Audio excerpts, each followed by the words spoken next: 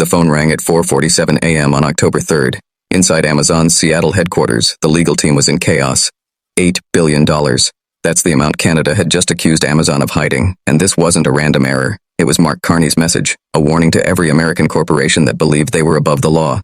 What happened in the next 72 hours would forever change the balance of corporate power across North America. Picture this. A quiet Tuesday morning in Seattle. Amazon's chief legal officer opens an email from the Canada Revenue Agency, CRA. Subject line, Notice of Assessment. Inside, a 247-page document outlining what Canadian auditors described as the most complex tax avoidance network ever discovered on Canadian soil. It exposed everything: transfer pricing manipulation, offshore routing through Luxembourg and Ireland, and profit shifting that had allegedly cost Canadian taxpayers $8 billion over 6 years. But here's what sent shockwaves through Wall Street. Amazon wasn't alone. Within hours, 13 other U.S. giants received the same type of envelope in Toronto.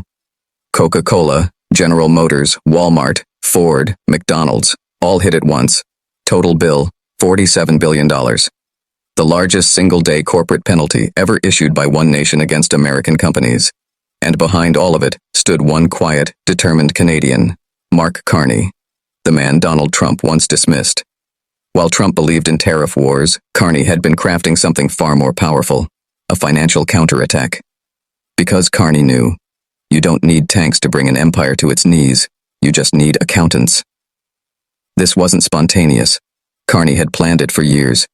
As the former governor of the Bank of England, he understood every weakness in the global system. The day Trump attacked Canada with tariffs, Carney was already ready. The evidence was gathered, the files complete, and on October 3rd, he made his move. The Canada Revenue Agency's operation was executed like a military campaign. Each company had a custom-built case file: shell firms in Luxembourg, accounts in the Cayman Islands, licensing agreements in Ireland, everything meticulously documented. Amazon's case stood out as the worst. On paper, its Canadian arm showed almost no profit, but that made no sense. Amazon.ca served millions of Canadians, ran warehouses, and employed thousands. So where was the money going? Carney's auditors discovered the truth. The profits were funneled into Amazon's Luxembourg subsidiary through inflated fees. Licensing costs, consulting, management services, all priced at 340% above market value. The system was designed to drain profits out of Canada completely. CRA's calculation was clear. Amazon owed $8 billion in unpaid taxes. In Atlanta, Coca-Cola's CFO opened his morning mail. A new nightmare. $2.3 billion in penalties. Charges: transfer pricing manipulation, artificial inflation of syrup costs, and profit diversion. Essentially, Coca-Cola was overcharging its own Canadian branches, so profits stayed in the U.S. Carney's auditors compared the books. The gaps were staggering. General Motors faced a $5 billion demand. Its Canadian plants were paying hundreds of millions to Detroit for management services. But Canadian auditors found nothing to back it up. Fake invoices, no real work, pure tax evasion. Now, these companies had a choice: pay the fines, or leave Canada. But leaving wasn't an option. With a population of 38 million, Canada is one of the world's richest markets, and a key part of the North American supply chain. If Amazon left, Seattle's logistics network would collapse. If Coca-Cola shut down its factories, Detroit and Buffalo would choke under extra demand.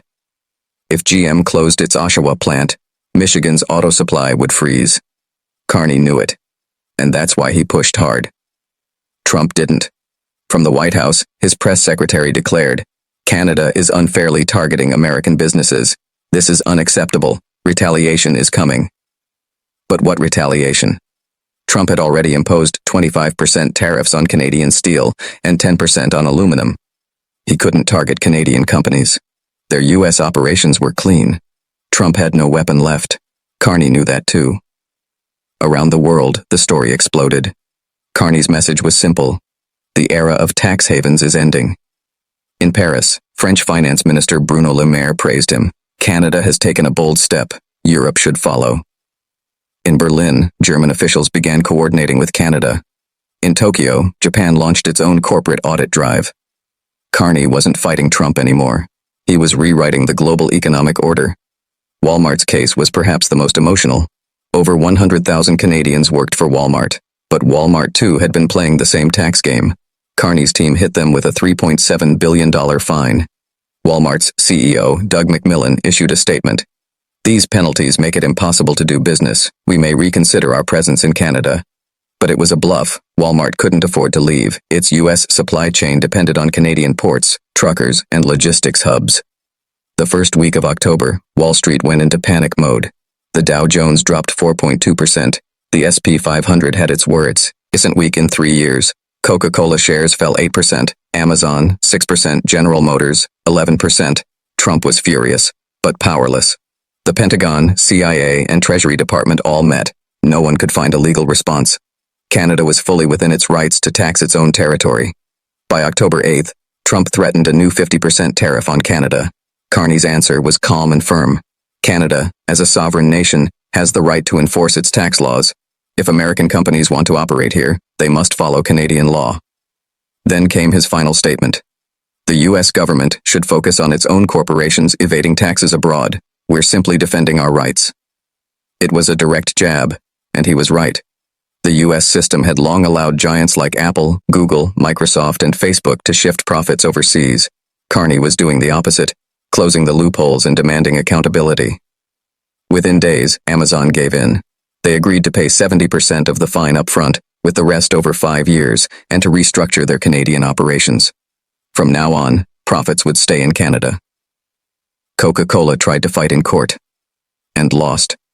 The Canadian judges ruled in favor of the CRA, saying the evidence was overwhelming. General Motors took an even heavier hit. Fined for both tax and environmental violations. Their total penalty: $7 billion as Trump watched helplessly as the situation unfolded. Within weeks, Washington quietly dropped any new tariffs on Canada. Carney had won. But his victory was bigger than Trump. This was Canada's declaration of economic independence. For decades, U.S. companies had treated Canada like a resource hub, extracting profits, evading taxes, and dominating the economy. Carney ended that cycle. Now, Canada demanded compliance, and had the power to enforce it. The ripple effects were immediate. Apple, Microsoft, and Google all announced they would restructure their Canadian operations. The world took notice. France, Germany, and Spain signed tax cooperation deals with Canada. The European Union began modeling its own version of Carney's reforms. The OECD accelerated talks on a global minimum corporate tax. Carney hadn't just changed Canada. He had changed the entire global financial system, and it all began with that early morning phone call at 4:47 a.m. This story isn't just about tax battles or Trump's defeat. It's about a shift in global power, a world where smaller nations can stand tall, protect their economies, and demand fairness from corporate giants. Because as Maple Flash News reminds you, sovereignty isn't negotiable, and history will remember the moment when Canada proved it.